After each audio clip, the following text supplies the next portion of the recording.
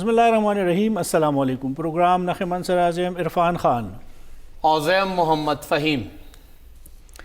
د पाकिस्तान मुस्लिम लीग नून मशरे मरियम नवाज भी none press conference कड़े हो और प्रेस कॉन्फ्रेंस के हागे प्राइम मिनिस्टर इमरान खान साहब मुखातिब करे दे चे तासो अवल द नैब चेयरमैन किरदार लोबोले हो बिया तासो द इलेक्शन कमीशन द मशर पे हैसियत बांधे खपल किरदार लोबो और तासो द सुप्रीम कोर्ट द किरदार द लोबोलो कोशिश की खो चे द सेनेट इलेक्शन हवाले सरा हुकूमत का फैसला करे दा या बदी सिलसिला के हागी सुप्रीम कोर्ट तजी नो दगा इख्तियार द इलेक्शन कमीशन सरा दे कमी के चे आईनी नुक्ते मखेता रागली दी इतलात जमंग अदा दी च दा वक्त के पाकिस्तान डेमोक्रेटिक मूवमेंट कम तहरीक शुरू करे दे और फरवरी पर म्याश के हगी कम इस्तीफागान ऑप्शन इस्तेमाल तरफ तरवान दी नो यकीनन हुकूमत द आईनी बहरान सरा मखकीगी और यो सियासी खिलाफ मुल्क के पैदा कीगी पदा आईनी नुक्तों माने वज़िक्र को द आईन आर्टिकल 224 झीली शिक द्रेम सवई और द आईन आर्टिकल 226 200 पगिश्तम पदग हक बांधे इससे आया द पाकिस्तान तहरीक इंसाफ सरा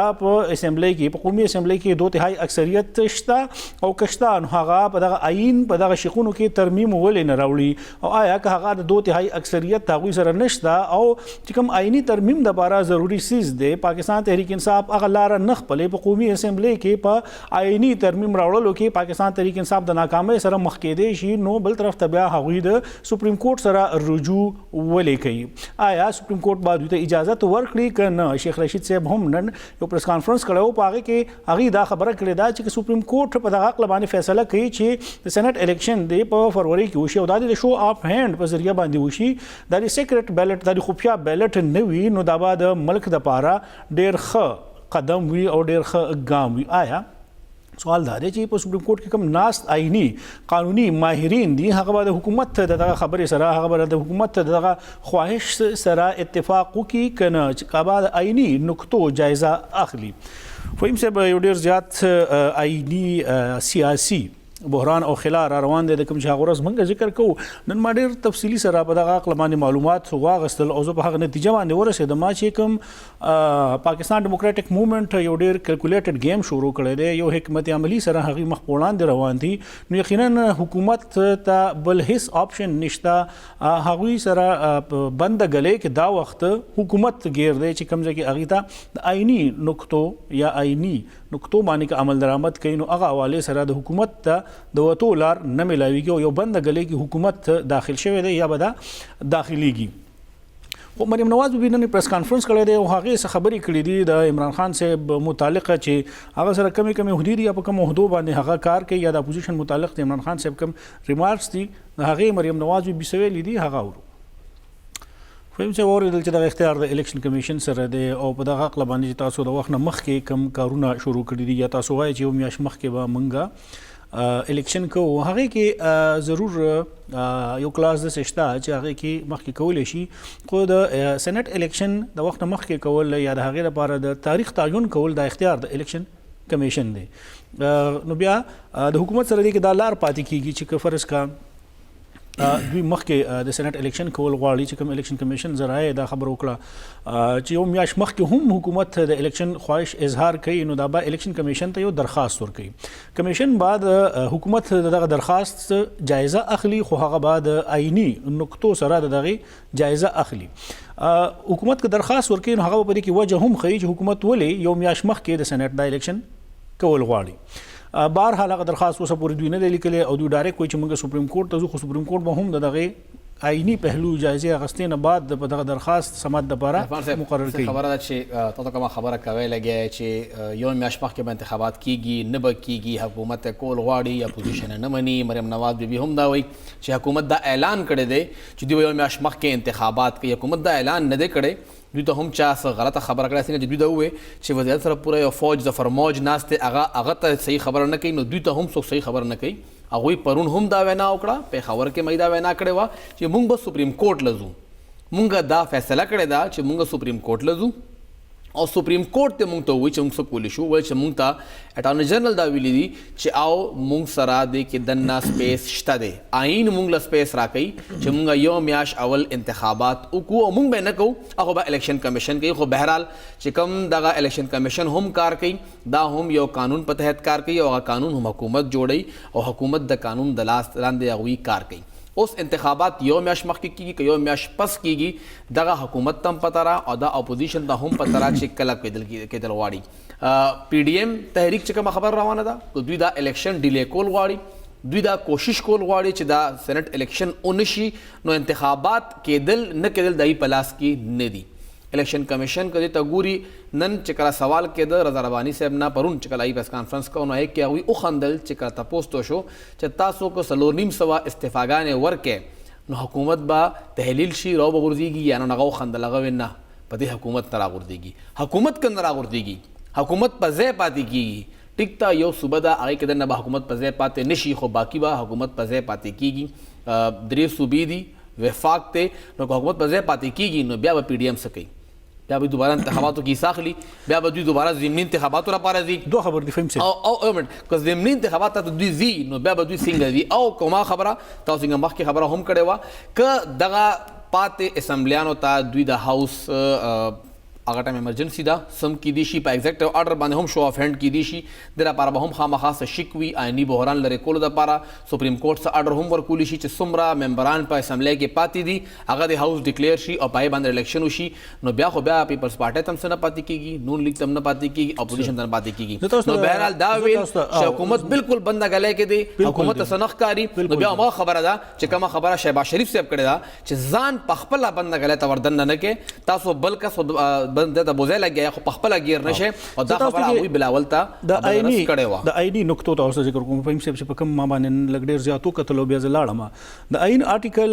224 ذیلي شق دریم کې هم دغه خبره ده کوم چې حکومت وایي چې موږ سره په دې کې یو میاشت مخکې انتخابات کولو شته بیا ما پوښتنه وکړه چې که فرض که حکومت ته دغه آپشن استعمالوي خو تاسو ته ما د دې طریقې کار وي چې الیکشن کمیشن ته به دوی ریکویسټ کوي درخواست به ورکوي هغه بیا د دې جایزه اخلي هغه بیا په دې کې حکومت نه تپوس کوي وجه د ایکسپټ کوي یا ریجیکټ کوي دا اختیار د کمیشن سره دی او د الیکشن د سېنات الیکشن د ډیټ اناونسمنت یا د هغې تعین هغه به هم کمیشن کوي دغه اختیار هم د حکومت سره نشته خو ان کیس که په دې صورت کې چې کوم اوس د آئین آرټیکل 226 دی او په هغې کې کلیر کټ دا لیکلی شوي دي چې صرف د پرایم منسټر او صرف د چیف منسټر د دوی چې کله انتخاب کیږي په ایوان کې نو د دوی ووټینګ چې کمی هغه به شو اف هینډ کیږي ما سوای د دې دوه شخصیاتونو یعنی د پرایم منسټر او د سی ایم د انتخاب نه علاوه چې څومره ووټینګ کیږي که هغه جنرال الیکشن وي که هغه د چیرمن سېنټ ډیپټي چیرمن سېنټ وي که هغه د سپیکر قومي یا د صوبایي اسمبلی یا ډیپټي سپیکر چې څومره د دې انتخاب کیږي نو هغه ووټ به خفیه وي هغه بیلټ به خفیه وي اوس که حکومت غواړي چې موږ شو اپ هینډ سره سېنټ الیکشن کول غواړو نو هغې کې ضروري دا ده چې آئین آرټیکل 226 دی په هغې کې به تاسو ترمیم کوئ هغې کې به تاسو دا کلاس هغې کې به تاسو نوی شق شاملوئ یا به تاسو دا کوئ چې د پرایم منسټر او سی ایم الیکشن کومې طریقې سره کېږي شو اپ هینډ سره داسې تاسو د سېنټ الیکشن هم وکړي چې هغې کې سېنیټرز منتخب کېږي نو آئیني ترمیم د هغې لپاره دی چې کوم الیکشن کمیشن په دې باندې ډېر زیات کلیر دی کوم آئین په دې کې ډېر زیات کلیر دی ان کیس که تحریک انصاف دغه آئیني ترمیم راوړي قومي اسمبلی ته نو هغې ته بیا 2/3 اکثریت پکار وي کوم چې دې وخت کې هغوی سره نشته ان کیس که پاکستان تحریک انصاف په قومي اسمبلی کې 2/3 اکثریت سره دغه ترمیم پاس کوي هم نو بیا به دا راځي سېنیټ ته او کوم ځای کې چې سېنیټ کې هم دغه میجارټي د هغوی سره نشته نو یو خو تحریک انصاف سره دا دي په دې ټولو نقطو باندې ذکر شوی دی ځکه چې اټارني جنرال پاکستان یا بابر اعوان صاحب څومره سینیر لایر دی هغه کله بریفینګ ورکوي پرایم منسټر ته نو هغه بلا ټولې نقطې کتلي او د دې نه بعد هغه ته بریفینګ ورکړی شوی او د دې نه بعد دا فیصله شوې ده چې چونکې موږ آئیني ترمیم راوړو نو موږ ته شکست کېدی شي موږ په دې کې ناکامه کیدی شو د دې لپاره ضروري ده چې بیا موږ لاړ شو سپریم کورټ سره رجوع وکړو خو سپریم کورټ تاسو ته موي چې هغه به هم آئیني نقطو ته ګوري ان کیس که فیصله راځي نو هغه په ریویو پټیشن کې تللی شي یو تاسو ته څه ضروري خبره په سېنټ باندې خبره مونږ خیر دی په بل سیګمنټ کې هم کولی شو خو دې وخت کې د مریم نواز بیبي جواب ورکول ډېر ضروري دی او هغه جواب نه تاسو ورکړو چې نه زه ورکولی شم دا یو مقابله صرف یو کس کولی شي او هغه د فردوس عاشق اعوان بیبي نو هغوی چې کله جواب ورکو نو وره چې څه ورته ووایي शाही महल में बैठ के एक दफ़ा फिर राजकुमारी साहबा ने झूठ के अंबार लगाए जिस तरह से वज़ीर आज़म इमरान खान की ज़ात को हसद, बुग़्ज़ और अनाद पे मबनी ज़हरलूद बयानिए से आवाम को गुमराह करने की कोशिश की, मैं उसकी शदीद अल्फाज में मज़म्मत करती हूँ। कैलबरी क्वीन साहिबा ने सुप्रीम कोर्ट में यह दावा किया था और मीडिया की स्क्रीनों पे बार बार ये बात दोहराई थी कि मेरी पाकिस्तान में क्या, पाकिस्तान से बाहर भी कोई जायदाद नहीं है। तो आज माशाल्लाह सुभान अल्लाह उसी जायदादों के महल में वो और उनके ख़ानदान के दीगर अफराद जो है वो पाकिस्तान को कमज़ोर करने की साजिशें कर रहे हैं। द गद्दारे बयानिया दा आगा चूरन दे कम चिपा हर मौसम के खरसीगी और हर यो कसे दा हर चा खिलाफ खरसई। बहरहाल परुना पूरे बा दा वेना के दचे इमरान खान से फॉरेन फंडिंग केस बडेर खबरें के दे आगा पाते शो खलकों तगैर दे PDM नम हेर दे चे फॉरेन फंडिंग केस चरता लाड़ और नन सभा सिर्फ द सेनेट खबर रवानी दी। इरफान साहब दा चिकम जमूंगा सिस्टम रवान शेवे दे टिकता ददबी हक ते सियासत बकई दोना जमातों न बकई खुद सिर्फ पयोबल इल्ज़ामात लगोल और बिया दे हद तल च दागे ना वापसी नहीं की बिया दोबारा योजे की नहीं लका परून चिकला अबल रज चिकला बिलावल भुट्टो जरदारी लाड़ और शहबाज शरीफ साहब सरा मिलोश हो नो दे शहबाज शरीफ साहब हवाले सरा कम खबरें दा बिलावल भुट्टो जरदारी वाले साहब बारा के शहबाज शरीफ साहब कड़े हुए अगर ताउस तम पता रहा अगर मुंग तम पता रहा दगे चौधरी बदरान हवाले सरा इमरान खान साहब सिविली दी तासुम खबर है मुंगम खबरियो दगे शेख रशीद साहब बाइज़्ज़ता चकम शहरी दे जमूंगा यो वफाकी वज़ीर दे आगे बारा के तासो सने शवेले जद सने शवेले खो इमरान खान साहब हर सिविली शी दे हद तमुंगा रो गुर्जीगु न मुंग द खपल इज़्ज़त ख्याल सातू न दब्बल का इज़्ज़त ख्याल सातू नन मरियम बीबी चिसिंगा इमरान खान साहब हवाले सरा खबर कई लग गया था मुसलसल लग गया था ना आगे तखपल माजिख कारी ना आगे तरखपल प्लार आगा पिंज़ काला चिकम आगा हुकूमत तेर का उस रिसेंटली लड़ने आदोमा उस चे पिंज़ों का गई सकड़ियो दगे ऐवान तब अगर आतो हम ना हुनन देता द इमरान खान साहब ऐवान तना तलखकारी दाग नरा तलवता नखकार दिल मुंगस्तर के बिल्कुल पटिकू PDM तहरीक चिकम मेन बुनियादो अगदाओ चिमुंबा औलस तपारा बार रोजू अवाम द पारा बार रोजू उस द अवाम रिलीफ बिल्कुल साइड तपरोते और सिर्फ खपल मकसद दे हुकूमत रागुरजुल दी बस हुकूमत द चाहूँ वी उलस्ता रिलीफ सोमरा में लोशो पदे बादे यो कस हम खबर न कई न द अपोजिशन ना न द हुकूमत ना नन टोल प्रेस कॉन्फ्रेंस मरे नवाज बीबीओ को वागे दा खबर और नकड़ा चाखर दा रिलीफ पर सिंग और कई दिसरा प्लान से दे का हुकूमत रागुरजीगी सब प्लान बावर कई इस किस्म प्लान दूसरा निश्तरे बस सिर्फ चे इमरान खान दे खानदरी शी और माँ खबर दा एस्टेब्लिशमेंट हम मनू खो इमरान खान से सपोर्ट को ब्याह न मनू मुंग दे सपोर्ट की ब्याह मनू دا پلان کې 2018 الیکشن نه مخکې پاکستان تحریک انصاف د قوم ته ورکړو یا منشور ورکړو نو په هغه په دونیم کال کې څومره عمل درآمد وکړو د هغه اوس په څه ریزلټ سره راغی دوسرا شته نتیجه سره اله دوی سره شته او دوی سره خو نشته ما خو ته دوی سره نشته خبره ختمه شو نو فهم سي ته مو چې دوی سره خو نشته هغه خو خبره نه کو خو چې چا سره وو چا ورکړو آیا د هغه څه نتیجه مخه ته وروتله عمران خان صاحب غلط او نظام غلط یو شی دی عرفان صاحب یو غلط بل غلطه خبر نشي سپورټ کوله عمران خان صاحب هغه ټیم غلطه خبره کړې و نو دوی خبره هم ټیک نه هغه نه نظر مسلم لیگ نون سره په دغه کې اتفاق لرو یا د هغه سره طرفداري کوي هغه براشي او یقینا غندې سره زیات خوشحالي براشي یا بس راشي یا که پاکستان پیپلز پارټي چې کوم هغه وخت نه روانه نه دیر شو سلويخ تو کال نه یو نه را د روټي کپړه مکان په هغه باندې کوي نو هغه هم روان دي ټول په دغه باندې سیاست سوال دا تاسو ته موي چې قوم ته په مختلفو وختونو کې نوې نارو سره نوې خلک راغلي دي نوی نارې خلک راغلي او بیا چې هغه کم مدت ته هغه پوره کړی دی او لسته بیا سهم نه دی ملا شو یقینا ترقیاتي کارونه په هر مختلف دورونو کې شوي دي د هم نه دا چې کم حکومت راغلی او هغه کارونه نه دي کړي هر حکومت خپل دور کې هغه کارونه ضرور کړي دي خو ولس د یو حکومت نه هم هغه شانتي خوشاله نه دی یا هغه شانتي هغه شانتي خوشالياني نه دی ورکړی شوی سوال لري چې دا کوم تاسو د منشور خبره کوي یا تاسو کوم د نظریه خبره کوي یا تاسو کوم خبره کوي چې دوی څه پروګرام دی چې دا راشي د خلکو کله چا سره پروګرام وي نو هغه صرف د کاغذونو هدا پوری وي حقيقي معنو کې بیا عملی طرف ته چې کله خبر راځي نو هغه ټایم کې بیا هیڅ هم نه وي خو خبره مونږ دی وخت فهم صاحب چې کومه جګړه روانه ده حکومت را غورځولو د پاره د سېنات الیکشن یا هغه پروسس چې نو هغه سبوتاج کولو د پاره بیا بار بار موږ ذکر کوو چې په دې کې اپوزیشن سره حکومت هم ملوث دی خو حکومت د سي طرف ته روان دی چې هغه سره بیا بل لاره نشته اوس هغه په دغه خپل جنگ جګړه کې یعنی سیاسي جنگ جګړه کې ادارې مخې ته راولي یا د هغوی انوالومنټ وي نو یقینا دا د راتلونکي وخت لپاره هم یو خطرناک عمل دی په جلسو کې چا غستی دي دا هر یو کس د مختلف نو دی وخت کې د وخت کې ټول نمونه پی ډی ایم غستی غیر پات تاسو چې کوم د وخت کې آئینی په تور باندې خبره کوله تاسو خبره وختي ما کټ هم کړه خو پای خبره کوو وړه شان د مې نفس براشو چې آئینی تور باندې سېنات انتخابات ک پاتې کیږي نو څنګه پاتې کیږي او ک نه پاتې کیږي نو بیا به فائدہ چاته وي وړه شان د مې نفس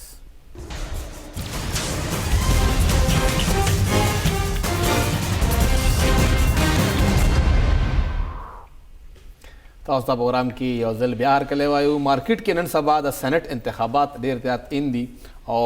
که خبره کیږي د پولیس حوالې سره نو الته هم د سېنات خبره کیږي او نن هم چې کله شیخ رشید صاحب د اسلام آباد پولیس خبره کوله نو اخره کې وایي چې نن سبا خیر مارکیټ کې د سېنات انتخابات خبره ان دي نو زه به هم په دې لګې خبرې وکړم او هغوی دې حوالې سره څه وینا وکړه راځئ چې وورو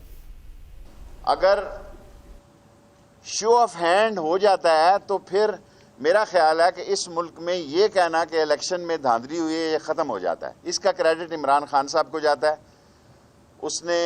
इमरान खान साहब वज़ीर आज़म ने अपने 20 मेंबरों को चार्जशीट किया था जब उन्होंने वोटों में हैंग पैंग किया था। पैसों की हर एक को ज़रूरत होती है और ऐसे मौके पे आके जो वोट जो है वो बिक जाते हैं।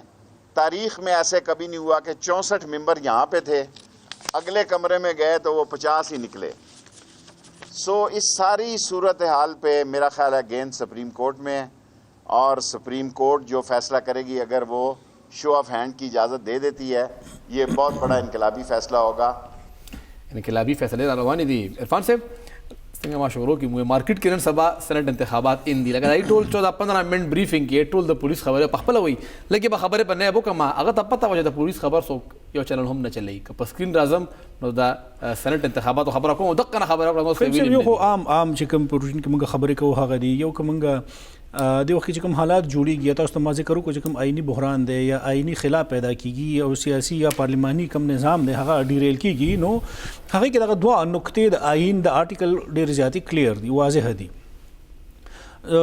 که ترمیم نو حکومت راوړل غواړي او هغه نو آئین آرټیکل 226 کې ترمیم وشي نو شو اف هاند سره به د سېنات الیکشن وشي خو نشي کولای بیا په سېنات کې هم دوی ته اکثریت نشته اوس په دغه سیاسي معاملاتو کې یا ذاتی مفاداتو د پاره چې فرض کا خلکو ته وایي چې د پیسو لار نیولې کوي مونږه او شو اف هاند سره یا مونږه کولاو هغه سره لا سوچت کی او خلک د دې خبر اظهار وکړي چې څوک د چا سره دي نو یقینا د وخت کې تحریک انصاف سره د خپلو ممبرانو یره ده هغه ته دا پته ده چې په خفیا بیلټ باندې الیکشن کېږي نو د ډېر ممبران خرڅېدي شي او بیا سېنات کې د دوی بیا اکثریت نشي راتلی تاسو مو چې اپوزیشن د زر کې ډېر کیلکولیټډ گیم شروع کړی دی ګوره کې چې کوم فهم صاحب دا وخت دی کنه دا د دې انتخاب ډېر سوچ سمجھ کې شوی دی هغه اعلان وکړو ډیلی کولو بیا په فروری کې چې بیا دوی وایي چې موږ به استعفاګانې ورکوو دغه دوه درې آئینی نقطې که فرض کا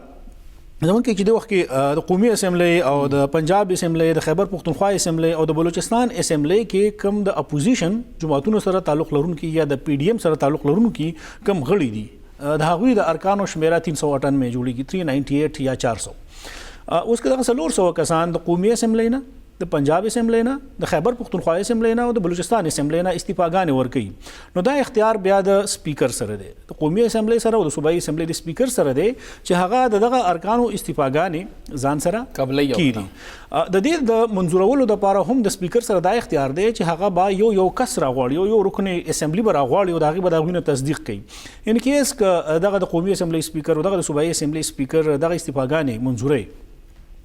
او دغه بیا الیکشن کمیشن ته لیږي نو چې په یو وخت کې ستا په پوره ملک کې سلور سوا د قومي اسمبلی او صوبایي اسمبلی نشستونه خالی کیږي او بیا د سېنات الیکشن هم په وخت باندې وي نو په دغه ځای کې هم وایي چې د الیکشن کمیشن هغه ماهرین وایي زرایي وایي چې بیا په دغه ځای کې آئین خاموش دی ځکه چې په یو میاشت کې بیا موږ د سېنات الیکشن کوو نو موږ سره دا اختیار دی چې موږ به 2 میاشتو کې ضمني الیکشن کوو بای الیکشن ته بزو نو آیا ضمني الیکشن کو هم الیکشن کمیشن په 2 میاشتو کې کوي او په سلور سو یعنی تاسو وایي چې د ملک په نیمو سیټونو باندې کوي نو موږ هغه ته هغه شانته تیار یو سکیورټي حواله سره د فندینګ حواله سره د هغه چې کوم نور پروسس دی طریقې کار یو دا آیا که بیا په دغه 2 میاشتو کې الیکشن کمیشن ان کیس تیاریږي هم دا ټول سیزونه ګورنمنت پرووایډ کوي او موږ تیاریږو هم نو که په فروری کې دا استفاګان ایکسپټ کیږي نو بیا موږ سره مدت د مارچ اپریل پورې نو موږ په یو میاشت کې خو نه شو نو که فرض که په دغه دوران کې د سېنات الیکشن هم وي نو موږ سره په آئین کې د څه کلاس د څه شق نشته موږ سره آئین کې د کلاس د شق نشته چې موږ د دې موجوده سېنات کم ټینور پوره کیږي په مارچ کې مثال خبره دا دی چې موږ یو 2 میاشتې ایکسټینشن ورکو یا دا موږ 2 میاشتې ایکسټند کو موږ سره دا اختیار هم په آئین کې نشته نو آیا آئینی تور باندې بیا دلته هم موږ ګیرو نه د سېنات ته موږ فردر ایکسټینشن ورکولې شو نو که د وخت نه مخکې موږ الیکشن کوو ځکه چې د اپوزیشن استعفاګانې به مخې ته راځي دغه آئینی بحران په دې کې دی دویمه فهیم صاحب دی کې ضروري خبره چې د حکومت په صحت باندې اثر به هغه وشي نه پریوزي دا صرف د قومي اسمبلی او د دریو اسمبلیانو تاسو ته خبر وکړه خو چې کله ان کیس کې کیږي چې کوم بلاول سے پرون هم ویلي دي او سند اسمبلی ډیزالو کیږي چې هغه اختیار د وزیر اعلی صاحب سره دی چې هغه یو نوٹ ولیکي گورنر صاحب ته او گورنر صاحب بیا دی چې هغه ایکسپټ کوي چې ان کیس گورنر صاحب نه ایکسپټ کوي نو ویدن 48 آورز 48 غنټو کې به هغه اسمبلی ډیزالو یا تحلیل تصور کیږي نو کو پورا سند اسمبلی زی نو الیکشن کمیشن دا وایي چې کله بیا الیکټورل کالج یو پورا ختميږي د فیډریټینګ یونټ یا د وفاق یو اکایي پورا هغه ختميږي نو په دغه صورت کې هم موږ سره آئین خاموش دی موږ سره د څه نشته چې یو پورا اسمبلی نه نو بیا موږ کم طرف ته لاړ شو د سېنات الیکشن په حواله سره بیا موږ سکو نو بیا دغه ځکه موږ سره آئین خاموش دی خو دې آئین خاموش یو منټ لګ دی خو خطیو لګ آئین خاموش وي او حکومت او ما خبره چې ما کړې وا چې کم کسان پاتې کیږي په اسمبلی کې په ایوانونو کې په خیبر پختونخوا کې پنجاب کې بلوچستان کې او قومي اسمبلی کې په هغوی باندې سېنات الیکشن کوي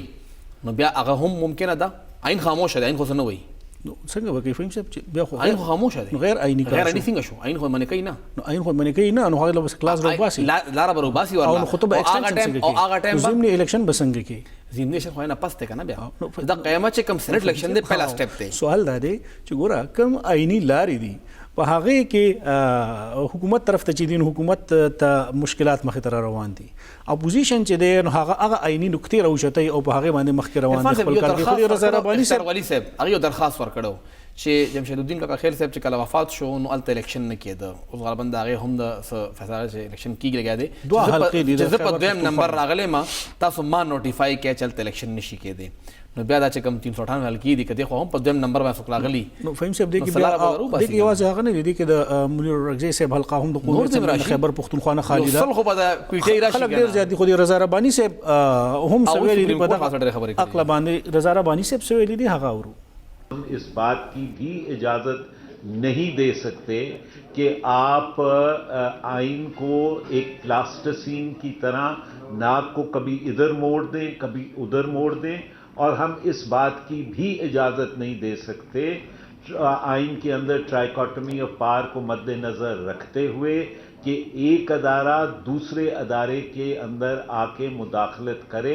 लिहाजा मैं फिर एक दफ़ा सुप्रीम कोर्ट से गुजारिश कर रहा हूँ कि वो अगर कोई ऐसी मूव वफाकी हुकूमत की तरफ से आए तो वो बहुत सोच समझ के उसको जो है वो देखें री इलेक्शन भी बाई इलेक्शंस भी करवाना इतना आसान काम नहीं है 175 के करीब या 180 के करीब इस्तीफे होंगे और फिर सूबाई असम्बलियाँ अलग होंगी 400-500 बाई इलेक्शन करवाना का मतलब ये है कि आप एक मिनी इलेक्शन करवाने जा रहे हैं فهم صاحب 170 قومي اسمبلی حل کی دي. زه د الیکشن کمیشن د زرای نوم نه غسل غواړم خو ایگزیکټ سیم خبره نن چې هغه سره ځکه لکېناستم سحر نن هغه هم ماته دغه کړی و چې یو خدای چې سپریم کورټ ته فرض کړه معاملې زی نو هغه بل د ټولو سيزونو جایزه اخلي او په دومره ایمرجنسي کې یا په داسې حالاتو کې به هغه هیڅ قسمه د فیصله نه کوي چې هغه یو پارټي طرف ته ځي ځکه چې یو آئینی بحران راغلی او دا خبره هم زیاته کړه چې پاکستان په تاریخ کې یعنی د پارلماني تاریخ کې چې کله دغه شانتي حالات جوړ شو دا کله پاکستان په تاریخ کې د صورتحال نه راغلی ځکه د هغه کې آئینی نقطو مسله هم راغلی او که تاسو ته یاد شي نو چې کله د آر بي سي د ایکسټنشن متعلق خبره اترې کېدلې او بیا هغه کې آئینی سقم مخې ته راغی نو هغه نقطه هم په اول ځل باندې مخې ته راغلی وه چې کوم د ضمني الیکشن خبره هغوی کوله نو دغه د الیکشن کمیشن وینا هم وا چې په دغه صورتحالو کې به منګه د دغې جوګه نه یو چې تاسو یو میډ ټرم الیکشن طرف ته ځئ ځکه چې د نیمې نه زیاتې دي دی وکه فهم صاحب چې کوم قومي اسمبلی کې د اپوزیشن جماعتونو شمیره د تعداد یعنی مسلم لیگ نون د پیپلز پارټي د ایم ایم ای د اے ان پی د بلوچستان نېشنل پارټي د خلک دي دا غوي شمیره د 158 ټوټل نشستونه دي هلته 342 کسانو کې 158 خلک استعفاګانې ورکوي ایکسپټ کوي نه ایکسپټ کوي د سپیکر خپل اختیار دی پنجاب اسمبلی کې ټوټل نشستونه دي 371 هلته د اپوزیشن شمیره د 172 خیبر پختونخوا اسمبلی کې ټوټل شمیره د 145 او دلته د اپوزیشن تعداد د 140 یعنی 41 بلوچستان اسمبلی کې 65 ټوټل سیټونه دي او الته د اپوزیشن تعداد د 27 سند اسمبلی کې ټوټل 168 نشستونه دي او الته خو اپوزیشن چې پاکستان تحریک انصاف ته متحده قومي موومنت ته دغه پارټیان دي دغه شمیره تقریبا او یو پوری جوړیږي خو کله اسمبلی ډیزالو کیږي نو الته د اپوزیشن سره حیثیت نه پاتې رول نه پاتې کیږي نو سوال دا د فهم صاحب چې دا کم رضا ربانی صاحب خبر وکړه کم شروع کی تاسو تموي چې 398 یا 400 پورې دا ممبر پارلیمنت جوړیږي د قومي اسمبلی او د درو صوبایي اسمبلیانو او سند اسمبلی خو پورا ډیزالو کیږي هغه صورت کې بیا دغه یو معاملې راتلې شي یا را روانه ده خو بهر حکومت وایي چې موږ ته هیڅ قسمه په موږ نه دباو نشته عمران خان صاحب په خبر کې اسلام آباد صحافیانو سره دا خبره بالکل په ډاګه کړو چې ما باندې هیڅ قسمه دباو نشته او د استعفاګانې ورکې نور دي کوي خو که استعفاګانې منظوري هم کنه منظوري هم مشکلات سره مخ دی بیا ترکین صاحب ځکه کبيلي ته وکړه چې آئین نه با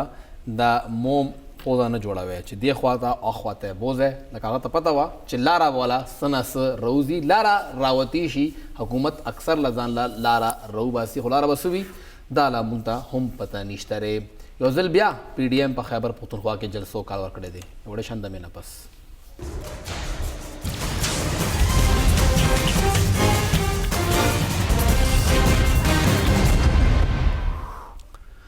پروګرام کې وزل بیا هر کله فهم صاحب د پی ډی ایم چې کومه صوبایي سطح باندې یو کمیټي ده د اپوزیشن جماعتونو د جنرال سیکریټریز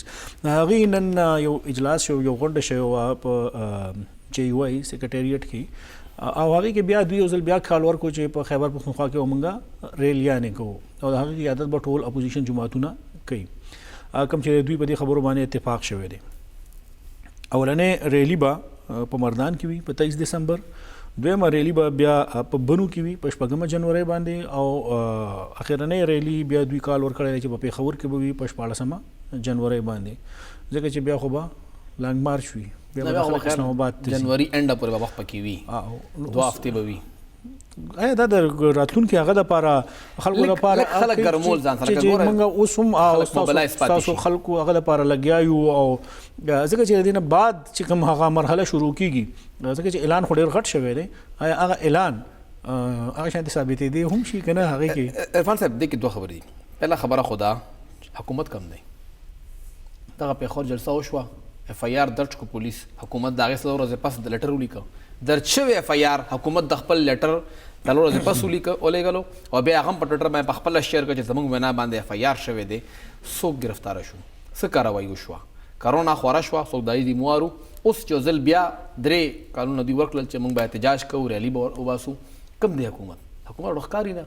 تاسو د خو یو هاوس کې 2/3 اکثریت ته دا اکثریت د نمخ کې خیبر پختونخوا کې چا سره نو تاسو دوباره حکومت کې رااله د نمخ کې څوک نور راغله تاسو چرته یې ښکاریم نه पंजाब کې بیا پته لګي چې نون لیگ ډیر زیات مضبوط دی الته کې دلته کې خیبر پختونخوا کې خلک سکیټرډ دي دلته کې اوس هم یو مهمه پارټي نشته لري چې هغه چیلنج کی حکومت الته بیا نون لیگ مضبوطه را سند کې پیپلز پارټي مضبوطه را ښکاری تاسو د وینا مقصد دا دی چې په خیبر پختونخوا کې تحریک انصاف هر ایم پی هر وزیر ځان له وزیر اعلی دی هغه ځان له صوبه ده هغه ځان له صوبه ده تاسو څه نشي ویلې خو لکه یو ځای کې دوی نخکاری یو ځای کې ډیپټي کمشنر نخکاری هغه کې دومره اډو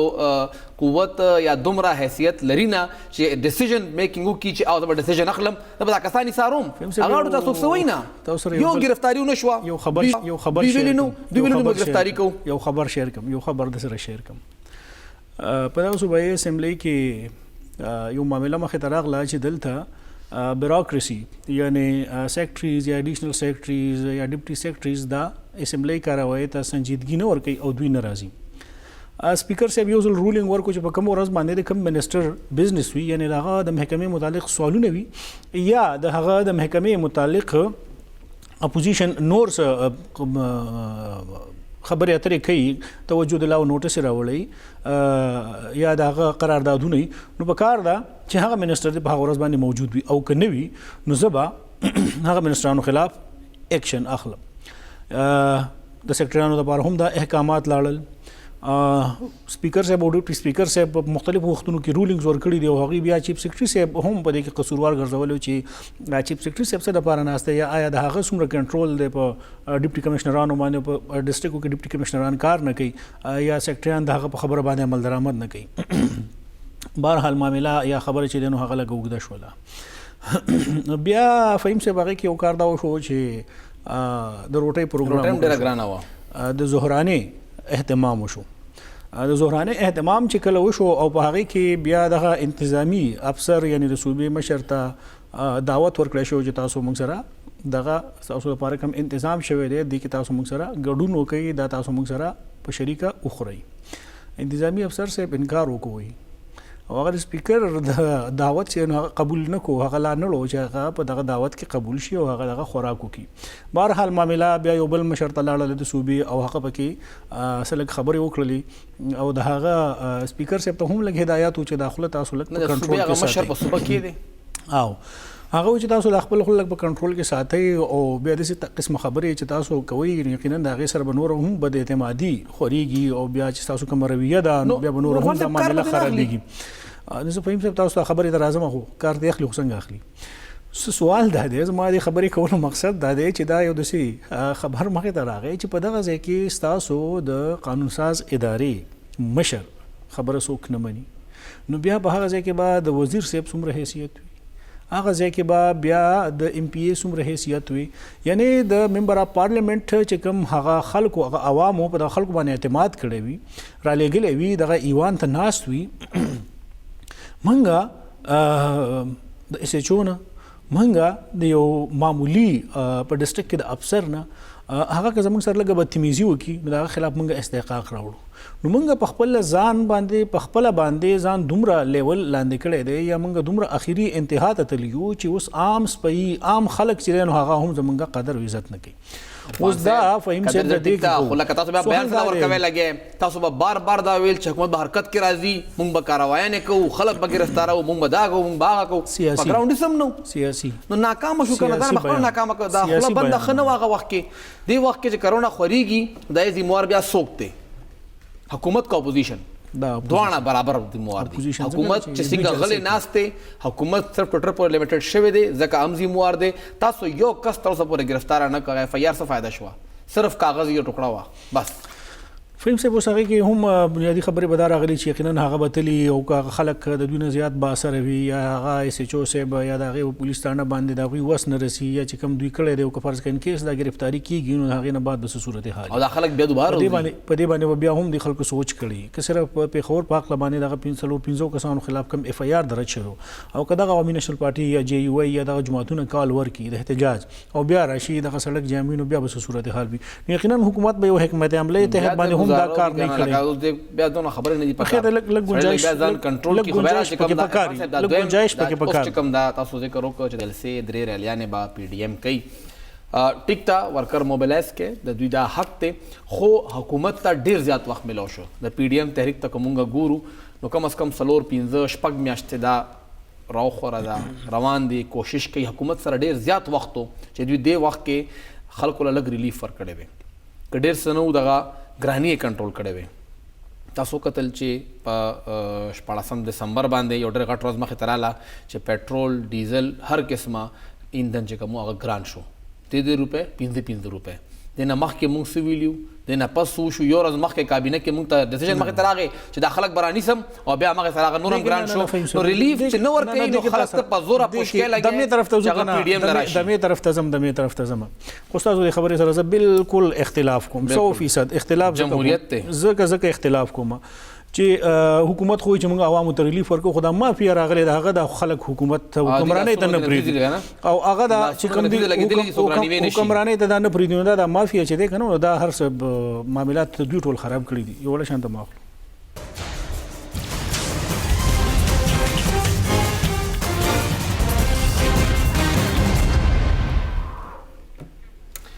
تاسو ته پروګرام کې یو ځل بیا هر کله وایو یو ډېر غټ خبر اچانک مخې ته راغی د پاکستان کرکټ دپاره ډېر غټ نوم محمد عامر هغوی اچانک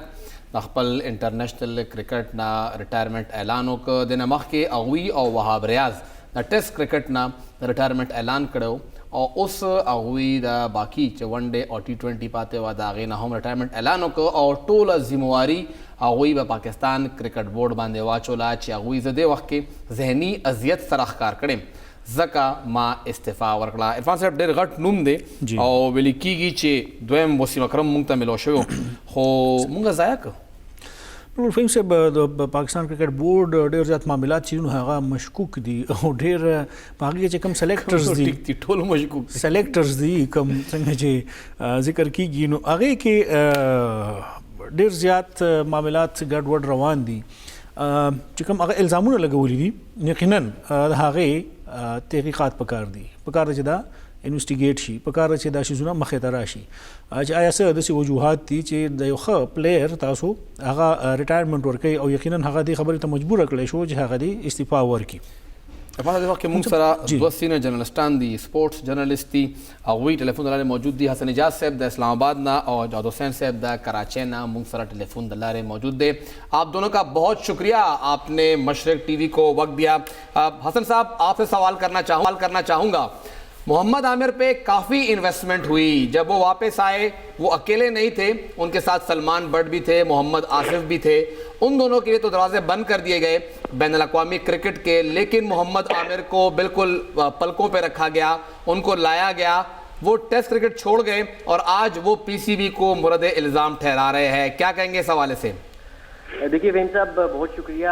ایک امپورٹنٹ ٹاپک ہے کرکٹ کی دنیا سے آج کے روز اگر دیکھا جائے تو محمد عامر جس طریقے سے انہوں نے ایک دفعہ میچ فکسنگ میں جب وہ انوالو ہوئے تو پوری دنیا شاکڈ ہو گئی پھر ایک دفعہ جب انہوں نے ٹیسٹ کرکٹ سے ریٹائرمنٹ لی تو ایک دفعہ پھر انہوں نے اپنے فینس کو جو ہے وہ ورثہ حیرت میں ڈال دیا اب ایک دفعہ پھر انہوں نے اچانک ہی بڑی کم ایج میں انٹرنیشنل کرکٹ سے ریٹائرمنٹ کا اعلان کر دیا ہے اور بالکل شاکنگ نیوز ہے دیکھیں بڑی افسوسناک سچویشن ہے کرکٹرز اگر کرکٹ کی بات کی جائے نا تو جنید خان ابھی تک جو ہے وہ اس کے ساتھ کتنی زیادتی ہوئی لیکن وہ لگا ہوا ہے اس کو سیکنڈ 11 میں بھی نہیں کھلاتے وہ پھر بھی کھیل رہا ہے اس نے تو کبھی ایسی کوئی چیز نہیں کی وہ انگلینڈ کا نیشنل ہے وہ نہیں جاتا آپ دیکھیں محمد عامر کو جب لایا گیا نا آج اگر آپ نے ان کا ویڈیو سٹیٹمنٹ دیکھا ہے یا سنا ہے تو اس ویڈیو سٹیٹمنٹ محمد عامر صاحب یہ فرما رہے ہیں کہ میرے ساتھ بڑا آؤٹ آف دا وے جا کے بڑا فیور کیا مجھے نجم سیٹھی نے اور مجھے بڑا فیور کیا شاہد آفریدی نے تو باقی میرے ساتھ کھیلنا ہی نہیں تھے چاہتے بھائی جان آپ کے ساتھ اس لیے نہیں تھے کھیلنا چاہتے کہ آپ نے ملک کا نام بیچا تھا اس کے بعد اگر آپ کو واپس لے ہی آئے تھے دیکھیں سیم چارج تھا سلمان بٹ پر بھی سیم چارج تھا محمد آصف پر بھی لیکن عامر کو جو ہے وہ پریورٹی دے کر واپس لایا گیا جب تک وہ پرفارم کرتے رہے جب تک ان کی بال سے وکٹیں آتی رہی ان کو کسی نے ڈراپ نہیں کیا لیکن جب پرفارمنس کا گراف نیچے آیا اس کے بعد عامر ڈراپ ہونا شروع ہوئی پھر غلطی تو انہوں نے اپنی دیکھیں اگر ٹیسٹ کرکٹ انہوں نے اسی لیے چھوڑی ہے نا کہ ان سے کھیلا نہیں تھا جا رہا ایک بندہ اگر وہ سمجھے کہ وہ ڈریڈ بال کرکٹ 5 دن کھیل سکتا ہے تو وہ تو کبھی ریٹائرمنٹ نہیں لیتا جب وہ کمرشل کرکٹ یعنی پیسے کی طرف گئے محمد عامر تو ان کی پرفارمنس بھی متاثر ہوئی जब उनकी परफॉर्मेंस मुतासिर हुई तो उनको टीम से ड्रॉप किया गया। और अगर आप मोहम्मद आमिर के बॉलिंग स्टैट्स उठाकर देखें तो उनसे बहुत बेहतर बॉलिंग स्टैट्स हैं पाकिस्तान के फर्स्ट क्लास सर्किट में दीगर कई बॉलर्स में भी। देखिए स्वाबी प्रीमियर लीग चल रही है, मैं कल स्वाबी प्रीमियर लीग का एक मैच देख रहा था, वहां पर बड़े अच्छे अच्छे यंग टैलेंटेड केपीके के बॉलर्स हैं, आप उनको सिलेक्ट नहीं करते। जब आप मोहम्मद आमिर को सिलेक्ट करके उन यंगस्टर्स के साथ ज्यादती कर रहे थे तो मोहम्मद आमिर ने टेस्ट क्रिकेट से रिटायरमेंट लेके आपके साथ ज्यादती की। उसने अब अचानक इंटरनेशनल क्रिकेट से रिटायरमेंट लेके तो आपके साथ ज्यादती इस सेंस में कि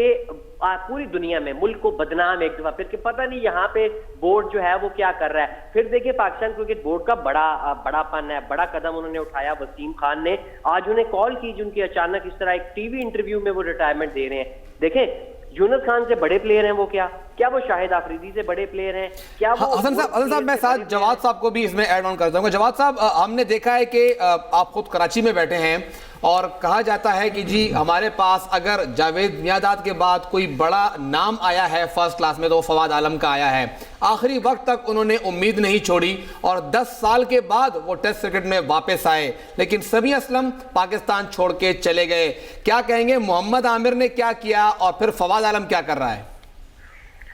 जहां तक फवाद आलम का ताल्लुक है उससे ज्यादा तो मेरे ख्याल से बदकिस्मत क्रिकेटर पाकिस्तान में पैदा ही नहीं हुआ। मुसलसल परफॉर्म करता रहा पाकिस्तान में डोमेस्टिक क्रिकेट में, लेकिन इसके बावजूद दरवाजे बंद रहे उन पे नेशनल टीम के। लेकिन कंसिस्टेंसी और डेडिकेशन दो ऐसी चीजें हैं जो आपको एक प्योर क्रिकेटर बनाती हैं। स्पोर्ट्समैनशिप में आप में तभी आती है जबकि आपके अंदर डेडिकेशन और मेहनत करने का जज्बा हो। जहां तक बदकिस्मत खिलाड़ी की बात करें तो फिर इसमें आपके पास ताबिश खान भी आ जाते हैं, जाहिद महमूद भी आ जाते हैं। ताबिश खान मुसलसल परफॉर्मेंस दे रहे हैं, 38 फर्स्ट क्लास क्रिकेट में उनके 5 विकेट हॉल्स हैं। इसके बावजूद वो नहीं जा पाते, किसकी वजह से? आमिर जैसे खिलाड़ियों की वजह से, कि जिनको आप स्पेशल प्रोटोकॉल्स देकर के टीम में लेकर के आते हैं, उनको हर तरह से पैम्पर करते हैं और फिर जब वो कुछ बन जाते हैं तो वो आपके चेहरे पे ही वो कालक रसीद करके और सब कुछ चले जाते हैं। तो मेरे ख्याल से वर्कलोड की जहां तक बात है, अगर वर्कलोड की बेसिस पे ही इनको इंटरनेशनल क्रिकेट से रिटायरमेंट का ऐलान करना था तो फिर उनसे ज्यादा हक तो यासिर शाह का बनता है। जी बिल्कुल। हर टेस्ट मैच के अंदर वो बेचारा एक बॉलर आपको 40 से 50 ओवर्स करके दे रहा होता है हर इनिंग्स में। अगर वर्कलोड की बात की जाए तो फिर यासिर शाह का ज्यादा इससे हक बनता है रिटायरमेंट का। और ये एक बिल्कुल जिसे कहते हैं लेम एक्सक्यूज है आमिर की तरफ से। सारी बात यह है कि पैसे की चकाचौंध है और कुछ भी नहीं है। जितने पैसे बिल्कुल सही दुरुस्त फरमाया आपने। सिर्फ और सिर्फ लीग्स क्रिकेट है जहां से हम लोग पैसे कमा सकते हैं और वो प्लेयर्स भी सिर्फ पैसों को देख रहे हैं। हमारे पास वक्त की कमी है। आप दोनों साहिबान का बहुत शुक्रिया, आपने हमें वक्त दिया। इरफान से कमा खबर है, हाँ सुबह खबर रिपीट को वाड़ा जुनेद खान सर चकम जाते हो शो अगर सिर्फ दे द पारा टीम ना ड्रॉप को बोले दुई आमिर लोबाओ आमिर और जुनेद योजे लोबा कोला दुई योजे लोबा शोरो करे हुआ हो आमिर दिस इज नो चिदा अगर बैकिंग ज्यादा अगर मैं दुई इंटरनेशनल शोरूम कड़ा लोबा ब्रोकरा चिकला अगर खर्च शो अगर ना पास जुनेद तस्पेस मिला हसन से मम्मा खबर उखला लखना चिकम भागे के वीडियो प्रेस कॉन्फ्रेंस के आगे बोली दी चिकम नजम सिटी से वो शायद अफरीदी से धागा बैग बांधे हुआ दा वीडियो शुक्रिया अदा के हुकम जन हगत सपोर्ट हासिलो और बिया यो टैलेंटेड कस चाहे कम जन हम ताल्लुक साथी जरूरी ना चाहे खैबर पख्तूनख्वा ना ताल्लुक साथी और तासो हगा बिया ड्रॉप के सिर्फ दे दबारा च अगर बल कस तासरा अलता पटोल मुल्क ना टोली दुनिया कि हगा पाकिस्तान नूम बदनाम को कमी तरीके से राज टेस्ट क्रिकेट के हगा स्कैंडल्स मखे तर रागलियो या सवाल दादे चाहे पाकिस्तान क्रिकेट बोर्ड और ब्या चकम हगा दे चीफ सेलेक्टर्स दी या कम खलक दीनो दा खलक को ना सफारिशी कल्चर वहीं से हर जगह ज़्यादा खूब बता कि नूर हम ज़्यादा द खिलाड़ियों इंटरेस्ट पस के दे प्रीमियर लीग्स के दे प्रीमियर लीग्स के दे अलता गिर जाते पैसे उगटी और तो सुन जाए निश्चित दे नो बस दे दे वो जनाब अदमुर तवज्जो बिल्कुल आमिर टैलेंट ना सो कम इनकार कई दागुई टैलेंट टोल तपतारा आईसीसी चैंपियंस ट्रॉफी फाइनल आगु जे परफॉर्मेंस सर्कल टोल तपतारा हर यो गेम हर चा तपतारा एशिया के चकरा एशिया कप वो पाकिस्तान सिर्फ 74 को 75 रन कड़ू ए गेम दागुई बांग चा तपतारा हो चिकला मल खबर राशि तासुबिया एग्जांपल सेट कवे सिंगचे एंड्रू साइमंड्स दोबारा दासले पर लोबा नकला दगा एग्जांपल सेट कोल गोस्टल होम एग्जांपल सेट नकल और दगा पैगाम मुंगा दे टोलला वर्क जात्रा के दल्ला पामा